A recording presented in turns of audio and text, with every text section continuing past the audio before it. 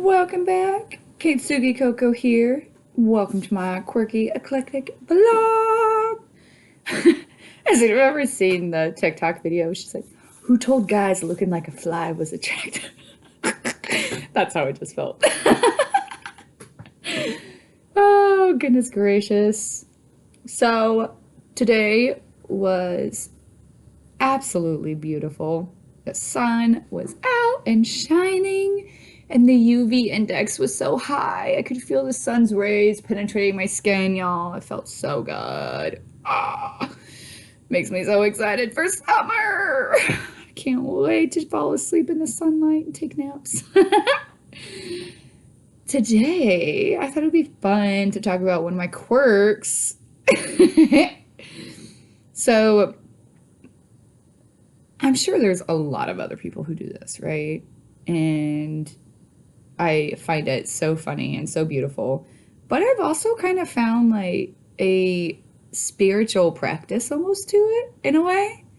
So, anyone who knows me knows that I name my vehicles. And I name a lot of inanimate objects.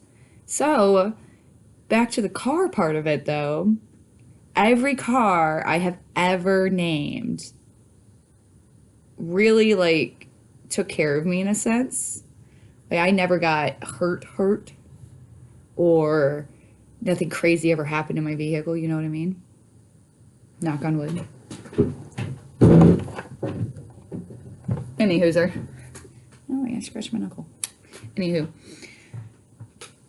For instance, like my first car, her name was Daisy Duke. She was a red Pontiac Grand Prix. And not just like a red. She was one of those really pretty color shift that went from like purple to red. I love color shifting paint, y'all. On cars, on anything. I guess it kind of emulates iridescence. So, of course, I'm going to be drawn to it. But the other day, I was driving behind this truck. And, oh my goodness, the color shifting paint on that truck, so beautiful. You almost, if you weren't paying attention, you probably had no idea that this paint was color shift. But when you got close, you could see like a little bit of orange, a little bit of blue, but it gave off like light gray or almost like a white. Oh, it was so cute. Oh, gosh. Love me some vehicles. Anywho's. And let's see, who was after Daisy Duke? After Daisy Duke was Twin, which was my 1993 Dodge Dakota. Hence the name Twin, because I was born in 93 and my name's Dakota. Oh my goodness. And she was a manual. I loved that truck. Oh, that truck was an amazing truck. I had to replace the alternator. I think we had to work on the radiator too before I could actually drive it off my uncle's property. But, however, she was a good truck. And then I couldn't figure out, was like, she literally fell asleep on me and never woke up one day. It was like the worst Sleeping Beauty situation ever. I was so devastated because the back seat was like one of those awesome back seats, y'all, where you could like flip up some of the back or put it down, some of it, you know, like you could have the seat folded up and then have the back completely open, or you can have like half of it down. I love the back seat. I also then shortly found out I was pregnant with my son at the time, so it wasn't practical for a car seat. However, my great-grandfather bought the truck for me, and come lo and behold, he switched out with like, keep bearing in mind, I have been hands-on in my vehicles my entire life. My mom was very hands-on with her vehicles. She taught me everything she knew as she was working on hers. Right there with her, changing the oils, fixing, like, changing out your brakes, changing out tires, like everything. Anything and everything. And doing our own oil instead of, like, buying the stuff and doing it ourselves instead of taking it to a shop. So I tore this car inside out, trying to figure out what was wrong with her, why she wouldn't start and why she wouldn't work.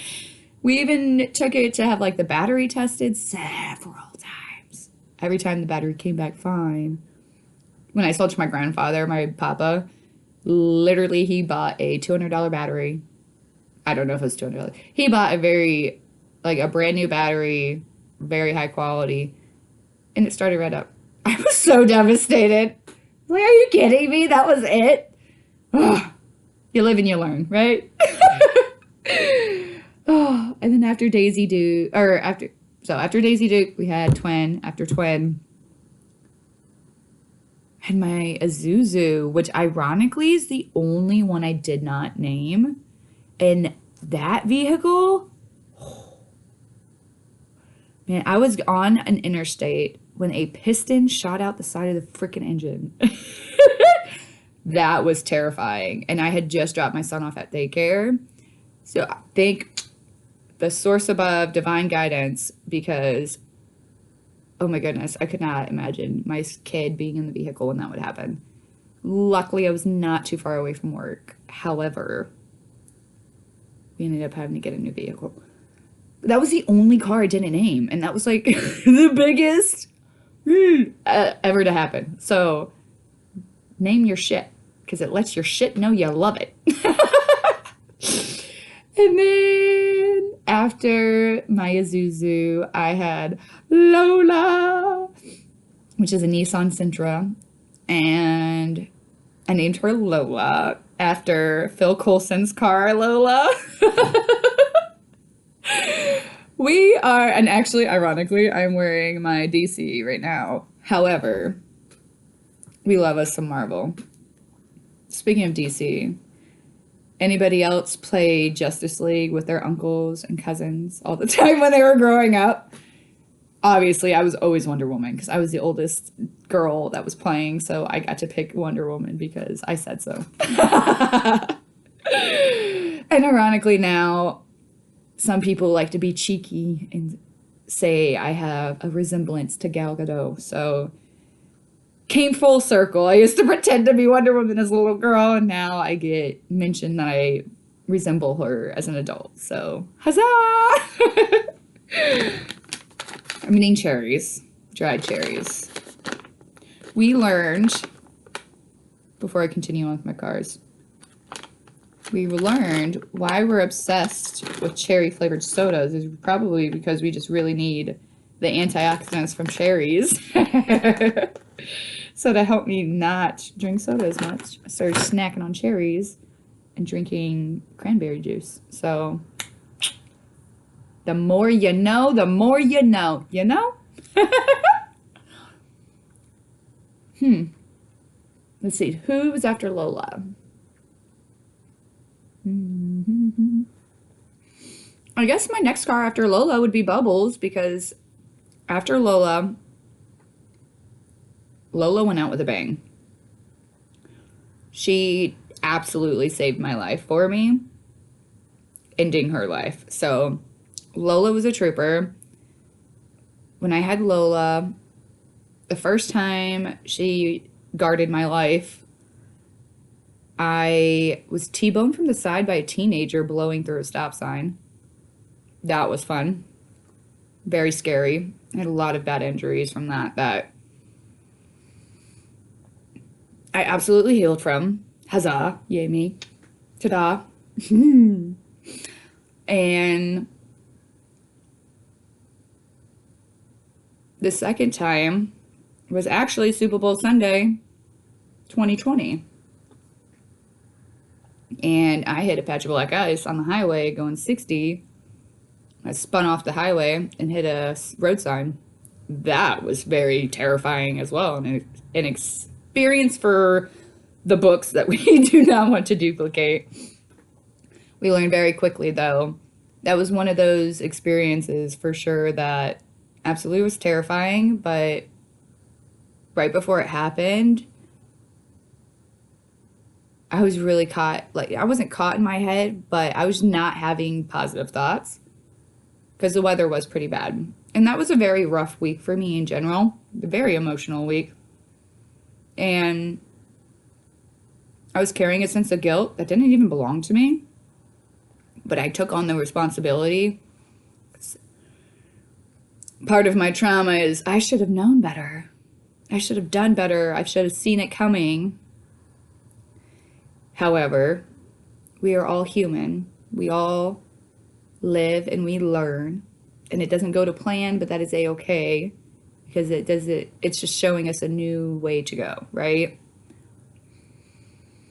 So that was how Lola went out. She went out with a bang, but we love her nonetheless because she guided and guarded us with her life twice.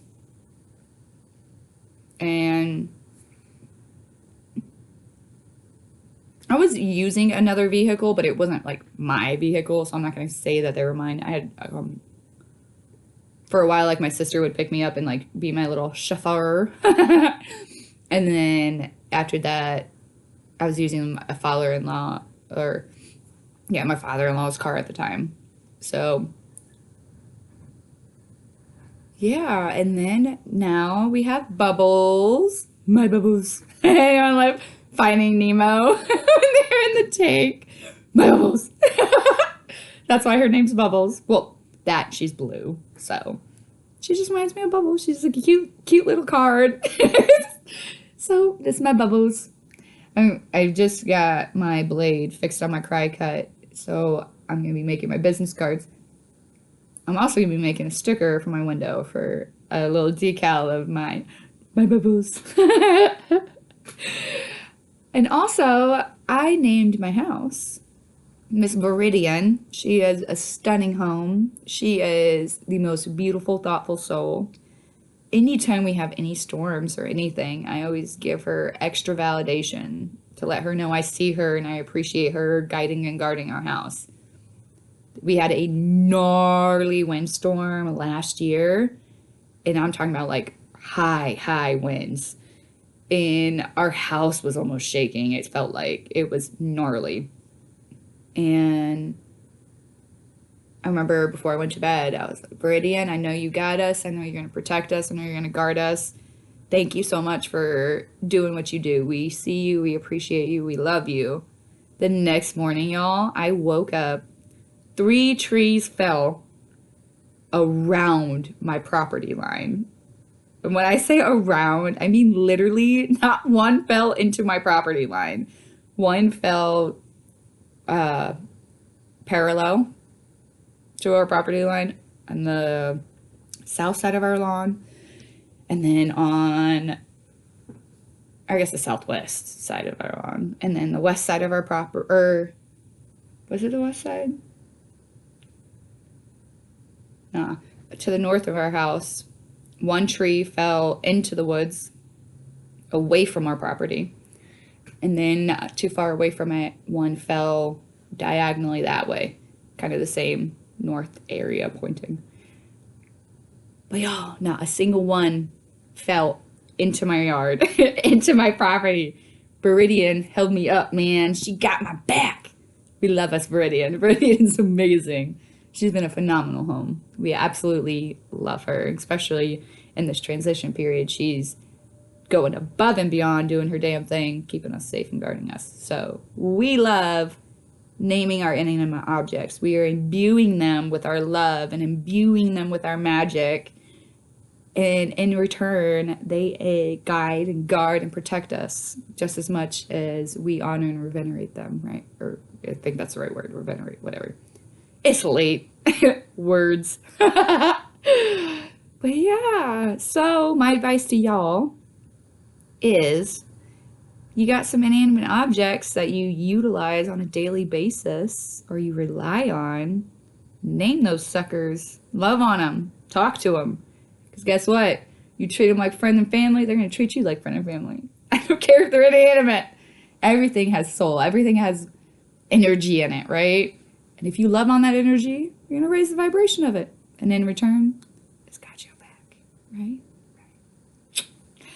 Love you guys big much. And I shall see y'all tomorrow. Mwah. Toodaloo.